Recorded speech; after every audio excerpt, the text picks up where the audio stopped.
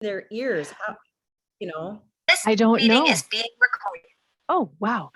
I don't know. That's why I'm asking. It never occurred to me that it would be a problem until this teacher was like kind of shaking her finger about it. Now she can be on the judgmental side. I wonder if that's just her opinion and supposition and versus something that's established or has been tested, because like Mary Ellen Kay is like said- bursting. She's No, bursting. not really Your bursting. turn. Oh, sorry.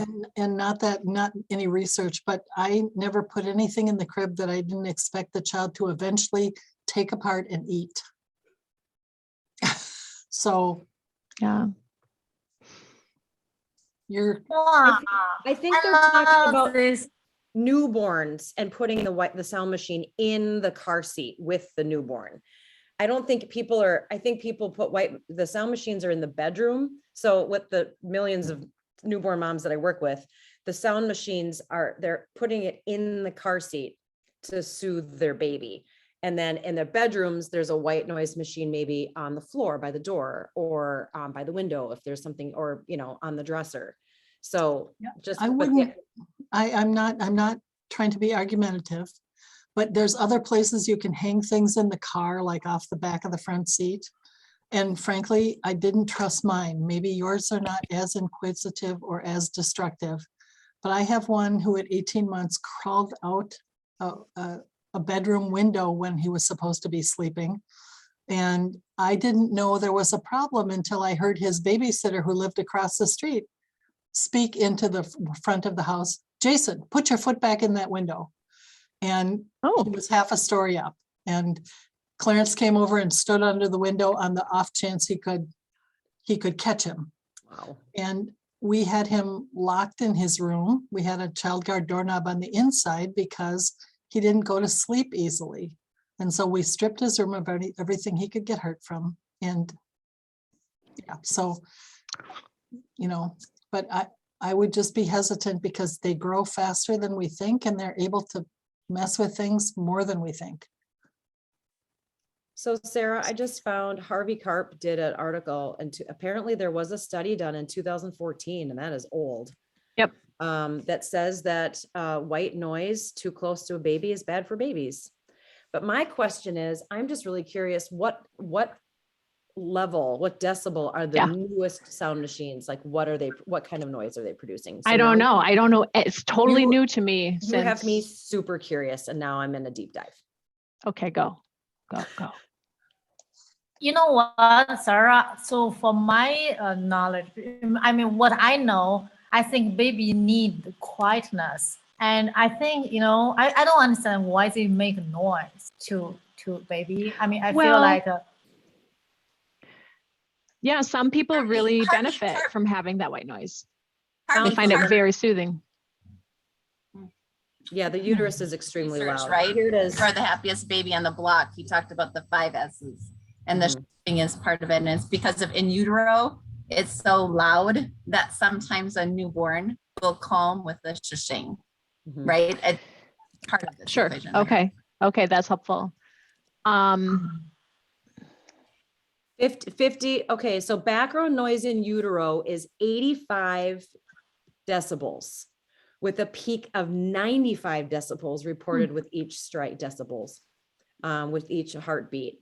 And then I found another little thing that says that the AAP recommends a white noise machine no louder than 50 decibels, which is about the sound of a dishwasher. So place it well away from the crib, use a low volume setting, and have it stop playing once baby falls asleep. Who is dishwasher though? Because some dishwashers are louder than others. Really old ones are loud. But so I'm just really curious what those little mini ones, like what is the decibel level of those baby ones? I don't know. I mean, baby, like the little ones that people carry around with them.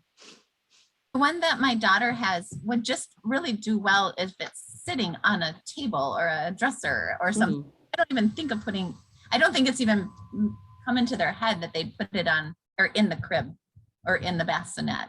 It just doesn't seem like it fits there. But these other ones you're talking about, maybe they are, more likely to be They're set not, inside. they're like about this size. They're pretty, Oh, they're no, wow, like, yeah, they're They- definitely they- meant to yeah. be portable along. and take with you and be next to you. Makes Yep. sense. They probably hold about maybe 3 or 4 AA batteries. Okay. Okay, well, so thanks, Ellen. That's just some data. I don't know about like the actual brands. I can do a little bit more digging and find like the actual like the little baby white noise. I mean, I really need to gather a lot of information about this before I'm going to say anything about it, because I never want to get between a person and their peace of mind and sleep, like, right? Amen. So I'm not interested in wading into this unless there's a very clear reason to.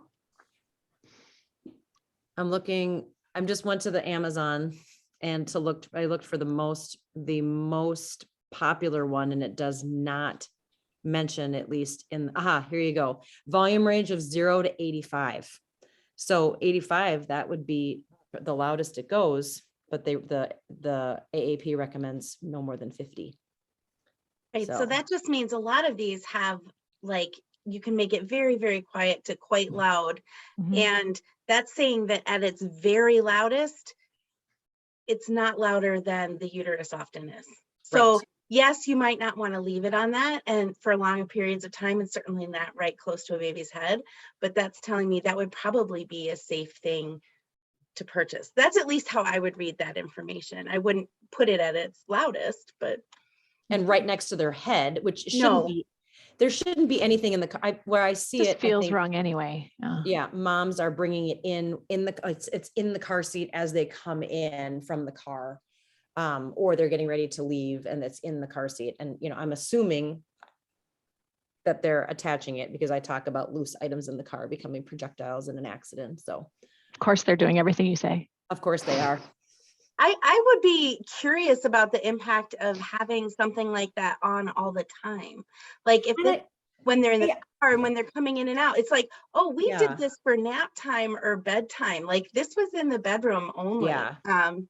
And I think moms are doing it because they don't want their babies to cry. I think it's an anxiety thing early on. I think when their babies are crying and they don't want them screaming, walking through a building, and I mean, I've had a couple moms use them, but it's not like every mom everywhere. I would say 2, maybe 2 in 15 moms would use one of these. So.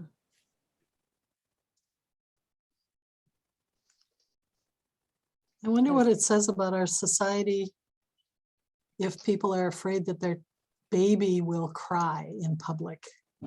Well, new moms, I had a mom who was she was sobbing because she's like, she's crying and I don't know why. Really, I have a couple moms. Some moms are like, yep, it's fine, she's crying. And other moms are like, I hate it when she cries.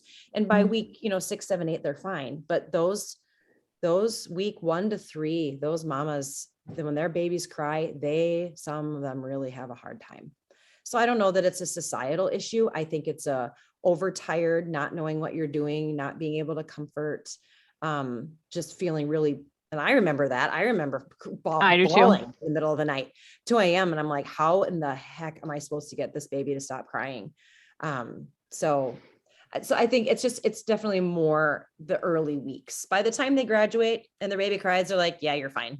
But I do think taking your baby in public can be really anxiety producing, if you think that they need to not be crying. Mhm. Could be a little of both. I mean, well, thanks, guys. Greta, It's so many- congratulations. Okay. Yeah. I saw you post there's an engagement in your family. There is our third of 4.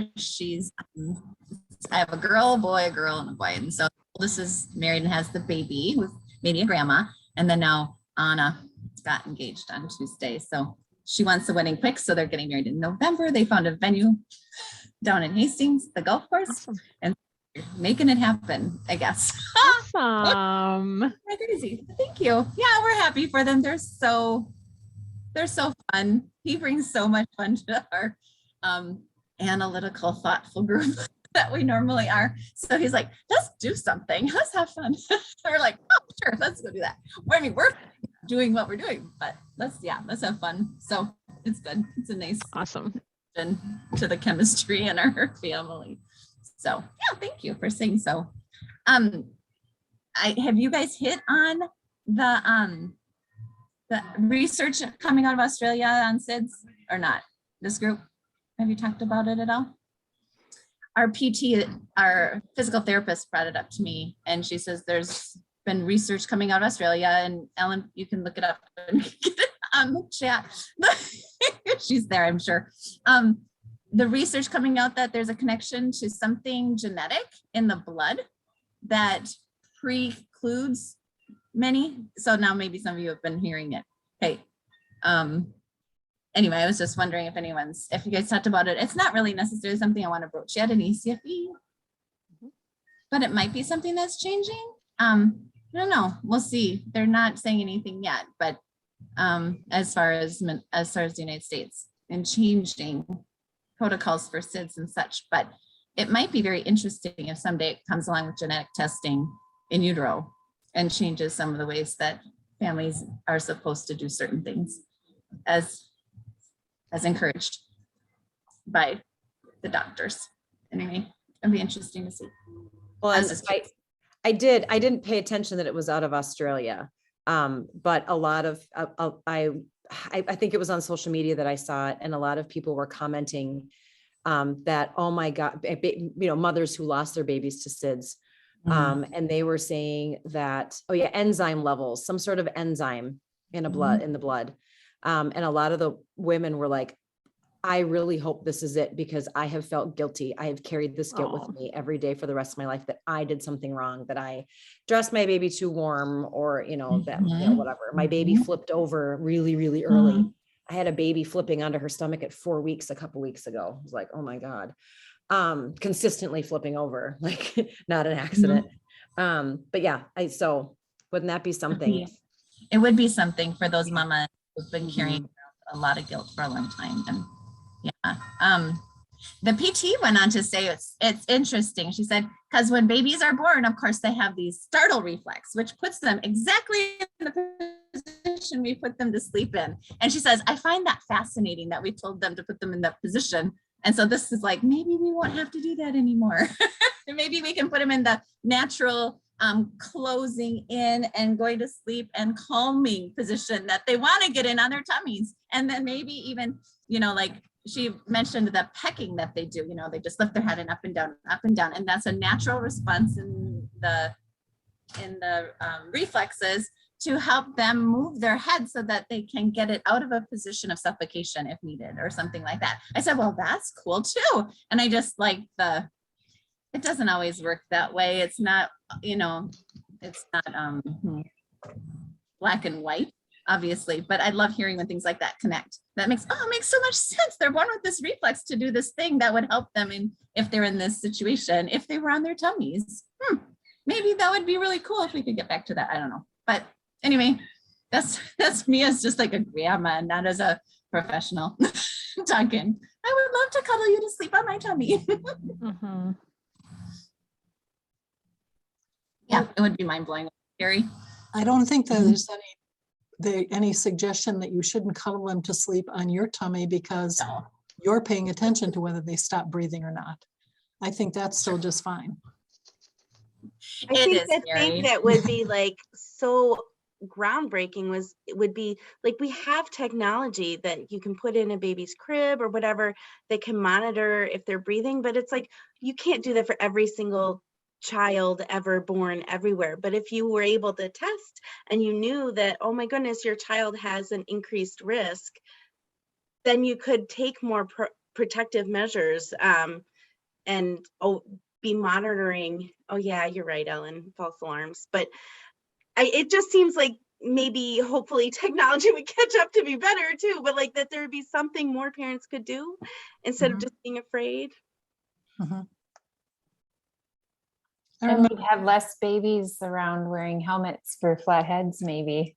You know how that's become so common with back sleeping too. I don't know. It'd be crazy to see what happens. I know when we had 2 on apnea monitors for about 6 months, the easiest way for us not to have to jump and worry about it was that mom slept on the nursery floor. And it was fine because I can go to sleep anywhere as long as it's not too hard and I'm not too cold. So. And I was right there. Dad was working full time and he was a light sleeper. I was a very heavy sleeper. It made perfect sense. And it was my idea. So.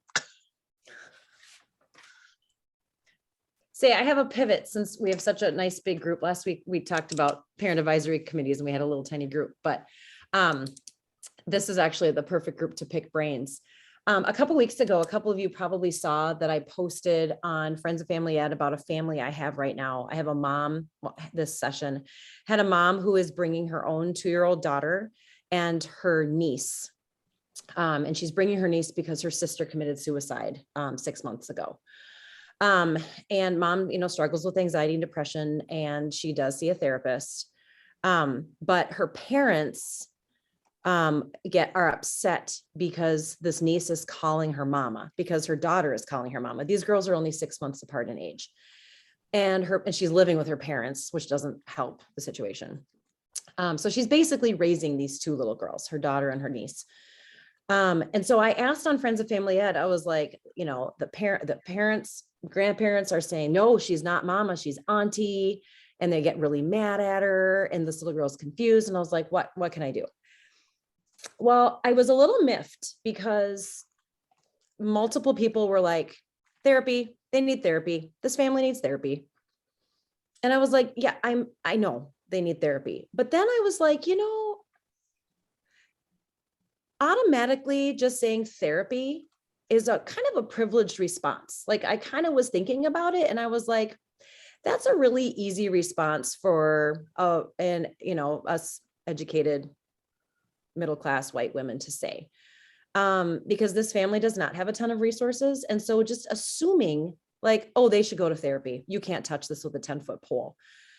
Now I know that I can't, but also I think it's really poor of us, poor care, to just assume that they're going to get therapy because there is no therapy available. My daughter, I put her on a wait list to see a therapist 4 months ago.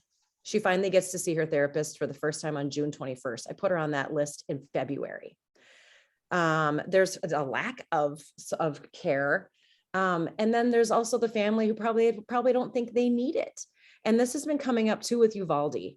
Oh, it's all mental health. It's all mental health, but it requires people to go and get help.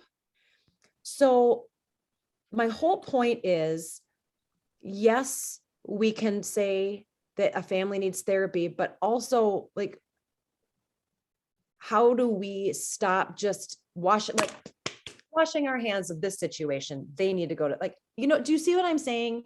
So just like, and someone did provide, they're like, here's this nonprofit grief counseling. And I was like, that's fabulous. Thank you. And I forwarded it on to the mom and she was so thankful. She's like, oh my gosh, fat cat. She said, I had no idea that this was here, that's what I was looking for. So anyway, I just feel like just saying, oh, they should go to therapy is really it's not a good answer. And I don't like it. And I know that we're not prepared to help families in the way that they might need it. But at the same time, anyway, I'm rambling. Do you see what I'm getting at? So much, Ellen. Yeah. And I'm like the biggest fan of therapy. I've been in therapy. I'm in therapy now. And it makes a huge difference to how well I do in the world. Right. But we can't make assumptions and we can't blow things off. Like that feels like I don't have to deal with that now. I'm just going to recommend therapy. That we got to be willing to figure out healthy boundaries and scope of practice and meet parents where they're at with what they need. Susan? Is Susan here? Oh, there you are. This came up actually in a school meeting yesterday, this scope of practice stuff. And a couple people were citing the Doherty article and because we're talking about developing this class about supporting social and emotional well-being and mental health in early childhood. Mm-hmm. And there's some real shyness about using the words mental health in the class description because we're not therapists. Well, No, we're not, but we certainly know that what parents do or don't do has an impact on mental health. Right. Right. So I'm not buying it, but I'm the minority. And a couple of people cited the Doherty article as reason to stay in our lane. And not even explicitly say that we're talking about mental health because we're not therapists. And I remember that there's the other article about it's more of an overlappy view. And I couldn't remember, and I think I even have it downloaded somewhere on this computer, but what is it and what are your thoughts about it? Okay, well, I'm a huge mental health proponent, and I just would not at all buy this thing about not mentioning it, because it's about, I mean, our whole world now is on mental health awareness. The number one discussion about college students is about their mental health, right? Every blog I follow about teaching, about education, about building community in classroom, right? It's all, you know, I suppose you could couch it as socio-emotional learning, you know? But everybody is talking about kids' mental health. I mean, they just are. And if we don't talk about it, then it gets very compartmentalized, and then it does become like, oh, the only people siloed, right? The only people who can deal with this are professionals who are, you know, mental health therapists and, you know, psychologists and psychiatrists and, you know, stuff like that. And then it just adds to the stigma. And so I'm clearly opinionated about this, but I just got done having coffee with one of my beloved students, and the 2 hours was talking about our mutual mental health, right? So no, I that said, of course we know what our boundaries are. I mean, we've had that discussion in this forum a number of times to really know when our boundaries are being pushed, right? I mean, the young woman that I just met for coffee, somebody could say, well, the issues that you were talking about, wouldn't it be better for her to talk about those with her therapist? Well, she is talking about them with her therapist, but it's also very healthy for her to, in her own self-development, right, to have other people to validate who she is as a human being, inclusive of her mental health status, right? And her roommate and all of that. So one, you're not going to get me on the camp that says, no, we don't talk about mental health.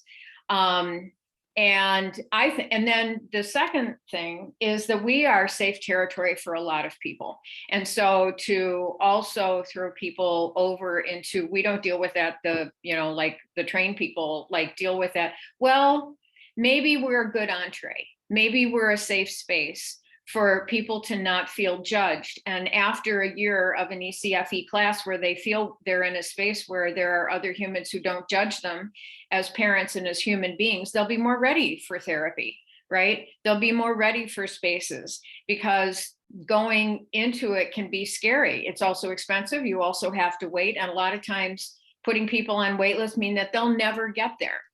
And so I think in our own training, I think it comes down to our own training, which is why I'm glad that there are articles starting with Bill Doherty's and then into the reconceptualizing, that we can share with where is the overlap, right? Where are our boundaries, and not only boundaries for families, but boundaries for ourselves as well.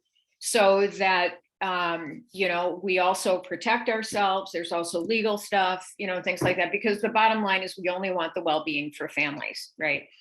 So it is very, very healthy for them as well as for us, I think, to know our boundaries. I have to practice that all the time, right, with my students. But it doesn't stop me at all from creating a community space in my classroom where every student feels seen, feels like they can talk, feels like they have a place for community. So clearly I have thoughts, but I do think that having the discussion, I mean, I would invite parents to a discussion about creating that class, right? And ask them how, because for some people, it could be throwing mental health into the class name could be a turnoff, right? It isn't about your own boundaries. It's more about how they perceive it. And so it might sell better if it has kind of a different thing.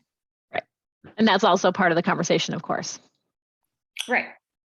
Right. So I just put the NAMI's position on the school shooting in Uvalde. And, you know, this came up in one of my classes too last week, Wednesday, Ellen, and, you know, I said what I thought to say. And it kind of went on a bit. And one of the parents was like, enough about guns. We need to talk about mental health. And I was like, well, yeah, mental health really matters too. What I wish I had said was that people struggle with mental health all over the world. And darn it, seems to be that we have a unique problem. And what's the difference? You know, that sort of thing. But I didn't say that. I didn't know to say that. I wasn't prepared for that. Thanks, Susan, for that strong redirection of the conversation from a parent. Yeah. Well, So- thanks. 'Cause I think it's both and, Sarah.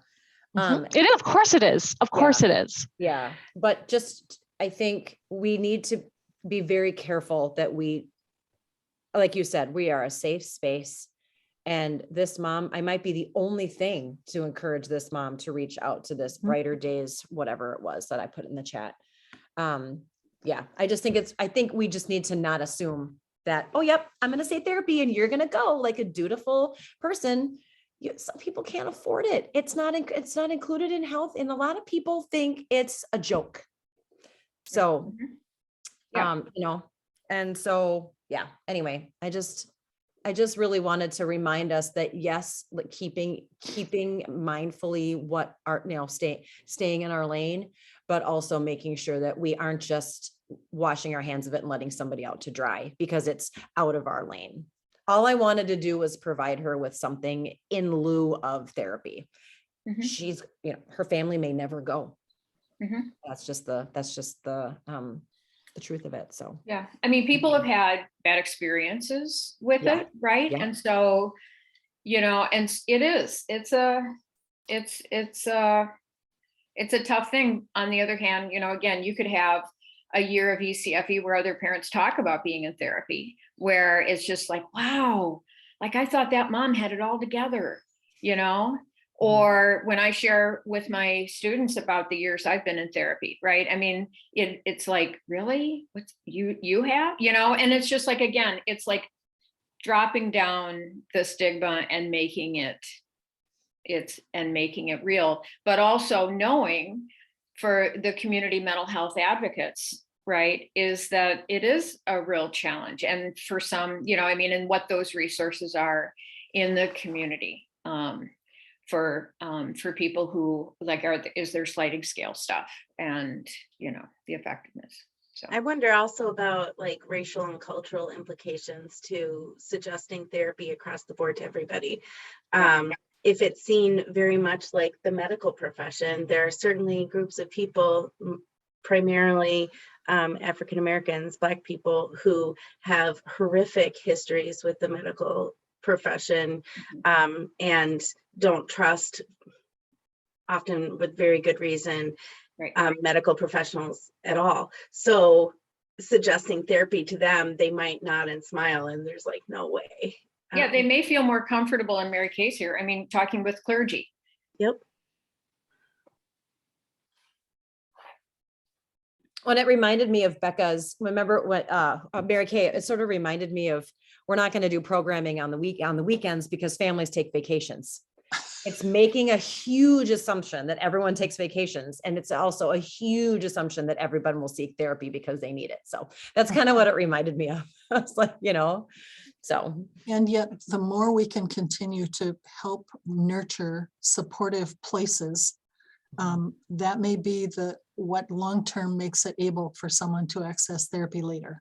Absolutely, for sure. It certainly isn't going to, you know, when Becca, when you talk about African Americans being suspect of doctors, well, yeah, because they've been using African Americans as lab rats for hundreds of years. Only a fool would not be suspicious of them. And would you say that for most people, it's their relationship with the person that matters over their credentials? Right. So for ECFE, we're in that boat, right? We intentionally build strong relationships with families, and they may or may not. Have they ever asked you your credentials? My guess is probably not. Maybe you've offered it, but it's like the example of a parent who might walk in. I've heard stories like this where, you know, the director of the whole place could be sitting at the front desk for some reason, but they don't want to speak with that person. I want to speak with so-and-so because I talk to them on the phone every time I call, and that's the person I deal with. So yeah, the credentials don't always matter, and to other people, even if it feels like it does to us, like you need to go to a licensed therapist. And Yeah, and that as long happened. as we're thoughtful about our own credentials and our own boundaries about that. I do talk to a lot of people about a lot of things in my other role as pastor, but I personally, in my practice, stick to grief counseling and parent and family preparation and education. If it looks like therapy is what's needed, I can say, well, I can listen and I can talk to you, but my experience, you know, is that this might be a therapeutic intervention might be better. You might be better off seeing a counselor. That doesn't mean you have to stop seeing me, because, you know, that you don't want to cut off people from what they feel as support. But you also don't want to help them believe that you can fix it if that's outside of your realm.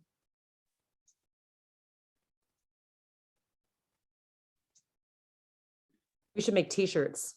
I'm not a therapist, but I can listen. Free hugs. Well, and Right, thanks, guys. we also don't have, oh, I'm sorry. I just said thank you. That's all. Oh, well, I was just, you know, I think then there's that also thing of when you so clearly, and Ellen, I think you brought this up. I mean, where the individual, when they lay out whether it's a woman who suffered from domestic violence or whether it's, I've talked to parents that clearly have been, they brought in baggage from their own childhood, right? And stuff where, you know how much that they could benefit from seeing a therapist, like a good therapist or in a support group or whatever, but you can't make them go, right? And you have to let that go. You have to just, and not, so that there's also, I think sometimes there's that, and I'm not saying we would do it, but I could see it, you're right, where the person could also get that, and then she's going to judge me if I don't go, right? Like, I just can't right now.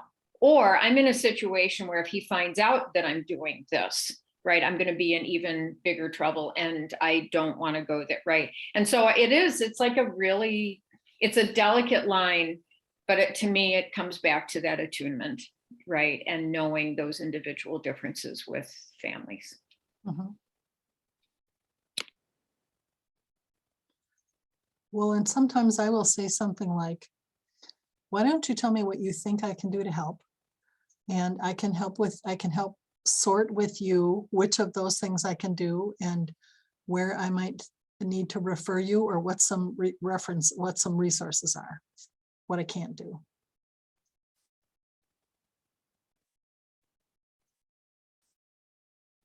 And sometimes what I can't do has to do with the fact that I'm working 70 hours a week. I'm reminded, as I am almost every week, of how our roles as parent educators to the families we work with reflects the relationship that parents have with their children and how we're modeling that. Like, and I loved, Mary Kay, how you talked about, but you don't have to stop talking to me, right? Like, so I recognize that my child needs some extra help, and it breaks my heart that it's more than I can provide him, but it really is. He needs some professional help. And so as his advocate, I'm going to go help find that help for him, but I'm not going to stop momming him. I'm not going to stop doing all the things that I do know that are in my wheelhouse, right? I'm just going to get him above and beyond. And I feel like that's therapy, right? Like, so for us as parent educators, we're not going to stop being that safe place, that support, that connection point that's so important, that learning comes from relationship, and that we're we're that for families. But we may suggest, you know what, let's do this above and beyond, or if there's a way I can help you get that more, that might be helpful. Let me see if there's a way I can help, because I can do this, just like you said, Mary Kay, but there may be, whether it's because of my hours or because of my scope of practice or what have you, there may be someone else who could do the more. And if we can reflect that to our families, like that's the way they learn how to do that in their own lives for their kids, like that role of providing and knowing when you need more help or something outside. Well, I've been known to pass out, we have what's called Brain Power in a Backpack, which is a backpack of food for the weekend for kids in need. And I've been known to pass them out to all my classes and say, I don't know if any of you need this, knowing full well there are people in the room who do. But if you would look at it and learn about it, you may be able to help a neighbor or a friend somewhere down the line. So it would be really helpful if you knew about it. And then to see two applications come back in for those two families that I'm like, you know. When we had that program start in my district, I was just super blunt about it. I was like, everyone is taking one of these pamphlets home, even if you think you don't need it, because I don't want anyone to feel like called out if they do need it. Like, so letting the people who don't need it know they're an important part of someone who does need it getting it, because like you all take it home. We're not going to have stigma here. I just told them that because I think often parents don't realize the role that they play in helping support other families. Well, I think that's important in the group, but I also think to say, you may know someone else in your neighborhood or in your bridge group or on your son's soccer team who you might be able to hand this to that could be helpful. I mean, I think that's building community that matters.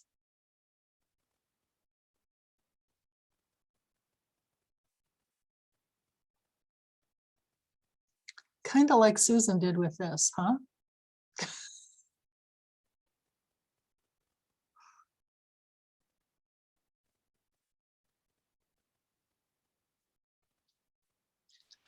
Greta, if you're really interested. So I have a thought. Is that Bridge? I'm married to a bridge player. I could get resources. I couldn't not respond. I'm like, or the bridge group. I'm like, I want to be a part of it. It's like one of those quintessential things there. And I am in a really strong, should we say, Protestant in group, but I had a boyfriend in high school who was a really strong Catholic social group. And we just didn't play bridge. I think it was a religious thing. So I'm sorry, I had to laugh. Married to a bridge player. Well, there it is. I was relating on some of our helping us grow our hug visits, just both of your sentiments, Mary Kay and Becca, about helping people to realize not only, you learning this might be able to then provide it to the community, but to also comment about why we talk about things with everybody. And one of the things that came to mind right away was our postpartum support Minnesota, postpartum depression, perinatal mood disorders. And I never, I would never say, like, have you ever experienced, are you experiencing this in this moment, right? But when we start talking about it and let them know, we preface it with, we share this with all of our families because it's so important, and it's for you, and it's for your parenting partners, and it's for those that you know and love. More often than not, families will they're so forthcoming and they'll say, whoa, this is for me. And then they start talking about all of the things that they've either experienced prenatally or but just that kind of universal approach to introducing it, I think has been a nice way to, I'll use the word bridge, but not the game, but to bridge that, that a topic that maybe it would be uncomfortable, like the backpacks and the need for food, but we normalize it and we help them to know, Mary Kay, like you're saying, like, knowing about this could help your neighbor and your friend and your family. And before you know it, they're talking about the need that they also do have.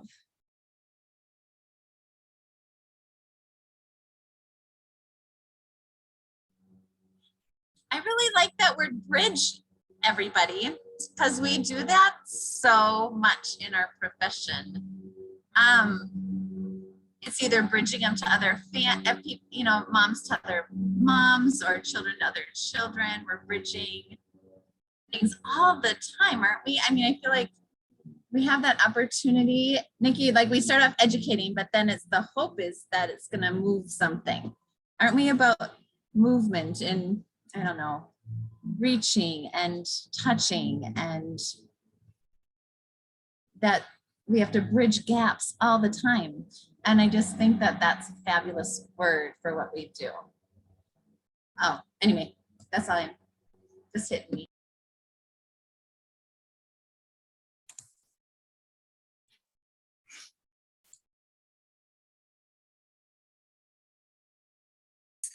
I was muted. I like the word liaison too, because I feel like, I mean, in being a bridge, right? A lot of times I am not the resource that is the most fitting for a particular situation. But I'm so thankful and so glad that the family is sharing that with me, because I can be a liaison. And I always encourage and empower families, keep telling your story, because sometimes different people are connected to different resources and connections, and they are the bridge to that next thing. So bridging and being that liaison, I think, are huge pieces to what we do.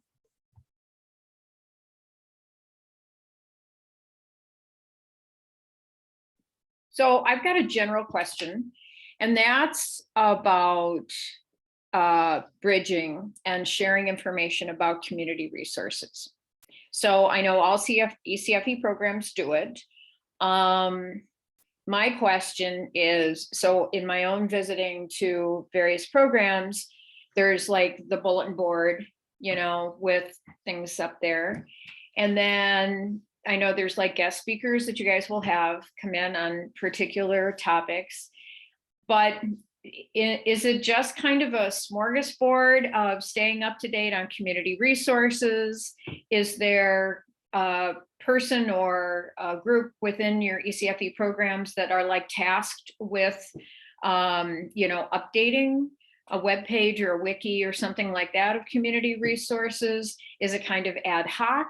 So it'll come up in the middle of a session and somebody will go, gosh, it's been a long time since I've read anything about car seat safety or infant monitors or something like that. Or, and there wasn't that place that was giving them away free, that kind of thing where, I think there used to be anyway. So how is it done in your programs? By individual, by bulletin board, all of the above, by wikis, how does that happen? I can share for the Northwest Metro, which Robbinsdale Area Schools is a part of, but we are part of Helping Us Grow. And so we have monthly provider meetings, and that's what those are about. And so we've got those resources coming to us every month, talking to us and keeping us updated. And then it's for us to share out with our colleagues who are also the parent and family educators and those in our program. That meeting, by the way, is open for people to attend. It might not be as fitting for people that aren't in the Northwest Metro. But if you're not yet part of, if it is fitting and you're part of any of these districts, Melody Hansen is the coordinator. It is always so very, very accommodating and welcoming to everybody who wants to attend. But that's us. And I think when I think about, we talk about how important this group has been, because this is where we learn so much about our own practice in our field, and we can share. That meeting is, I think, right up there for me is for all of these years. The HUG provider team meeting has been that meeting that I will not miss, because I feel like if I do, I would have potentially missed out on a bridge for a family that I know it's right around the corner for us.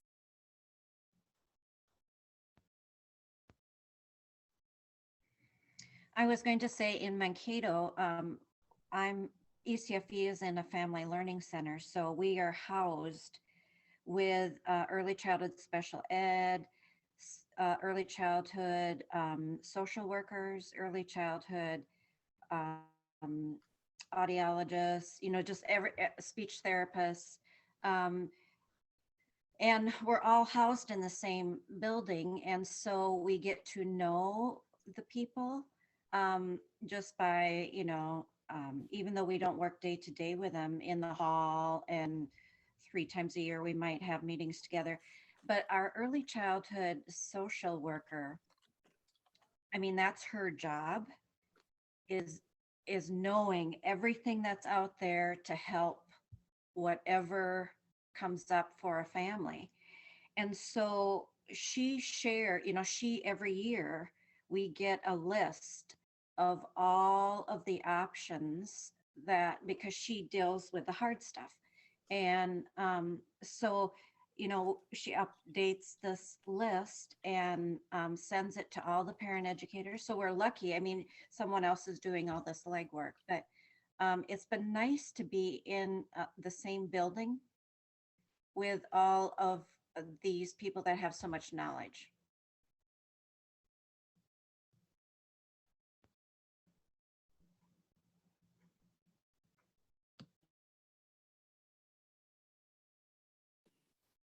I was just starting to write that when we were, gosh, I guess it was about 12 years ago now, when we were doing the initial research with families and staff on building a web platform, right? And the kinds of things that families wanted in it and staff want.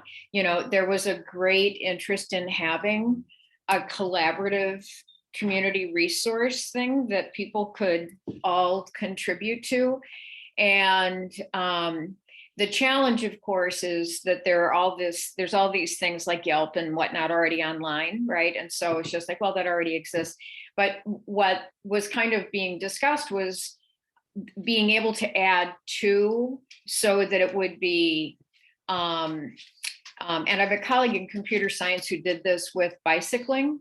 They called it Cyclopath, and it was a way that people who did bicycling in the Twin Cities area could contribute knowledge to each other. And so it would be, if there was a particular bike path that I might take, like I could go, and then if I could update it and go, there's broken glass on whatever the trail is out or anything, but an individual could sort of update the information. And so, I mean, now here we are 10 years later, and, as we're talking about this stuff, I'm just thinking there's got to be an internet solution for some of this, but building it, of course, and not replicating, because what you don't want to do is to replicate resources that are already out there. And yet there are also shared information. And this is where this was a great place for my kid's birthday, but stay away from the clowns, but kind of that shared information as well. And that could keep it updated and rated with ratings or something. I don't know. Something, Susan, along that line is I try to have a community resource board, but then also a parent resource board. So if there's anything that they want to post up on there and put, whether it's their business card for their whatever they do, or if their church is having a Tuesday morning play group, they can put that, that's like their stuff, and that feels more fluid. Things come on and go off and things like that. Maybe that kind of hits on what you were saying there a little bit, maybe. It's just a nice place, but with the advent of technology, it's hard sometimes to know, is this needed? But then Ellen, and back to, that's a middle-class white woman saying that, right? Back to, is that a bias or is that my own? Yeah. No, I don't think it, honestly. Maybe it's because I study this stuff and everybody's got a phone. Everybody's on an app. I don't think that it's a middle-class thing anymore. I think it's much more about usability and being conscious about the individual using it, and about the accommodations for language and for ability and things like that. But if anything, it's more complementary to people's actual lives, I think, to be thinking about that their access to information is more mobile. So something along that lines is in our office, we were just talking about, I send out a letter to area communities, let's see, area daycare centers to do early childhood screenings. And we put on there a link.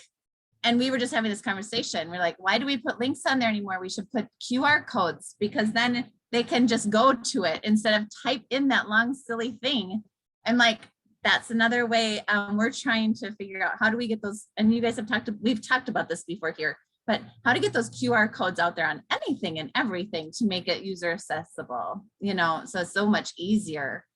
But that's another example. Like even our calendar, they're talking about not having a calendar to hand out to parents in any of our early childhood classes or preschool classes.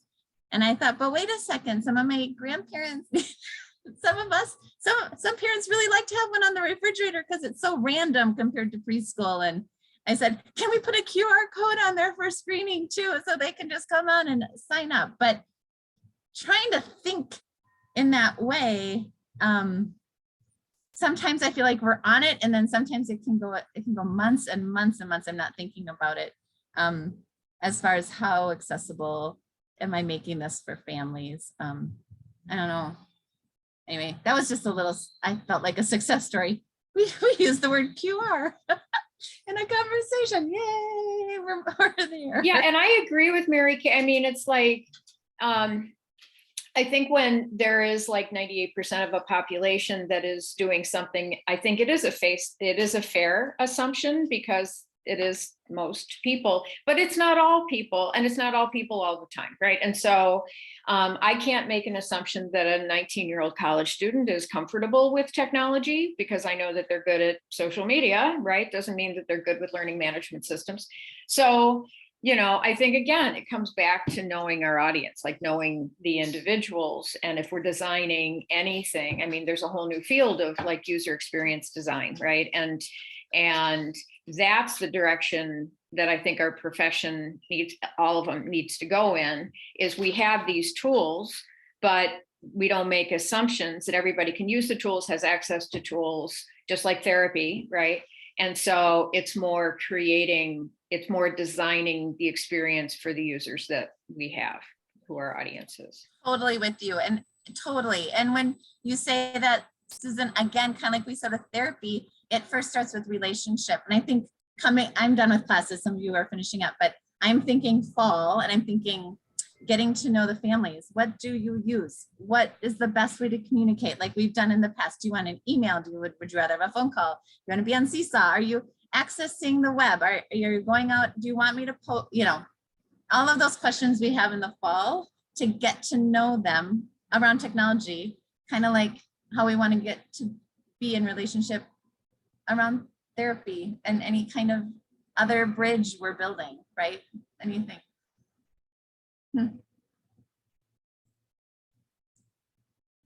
Got my brain going. Sorry. Wow. Well, thanks everybody. Anything else for the good? And Lisa, welcome to the group. If you've joined us before, it's wonderful to see you again. If this is your first time, we hope you'll be back. And Jenny sneaked in too. Jenny sneaked in too. So yeah. Anything else before we close out? And just a reminder, I did record the thing. So, and I don't want to edit in the middle. So we're all good with posting the recording? Yeah. Okay, good. I'm going to stop it then.